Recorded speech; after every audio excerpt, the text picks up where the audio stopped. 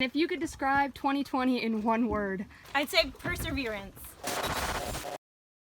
what was the biggest challenge that CRF faced in 2020? Because of COVID, we didn't have our interns for a while and we still haven't had our volunteers, so it's been hard to get our outplanting done. What helped you stay positive this year? That we're restoring the reefs and we're doing good for the environment and future generations. And what would you say was one big accomplishment of the CRF team this year? One big accomplishment is actually getting through COVID and still reaching our outplant goals. What was your biggest accomplishment this year? I took over the data management and that was kind of hard at the beginning, but right now it's going pretty good and I'm excited about it. And what advice would you give to someone who feels disheartened by this year's events? Every day is a new day and it's always a good day to have a good day. And what advice would you give to someone who wants to help save coral reefs? Even the smallest thing matters, just go for it and help out, do whatever you can.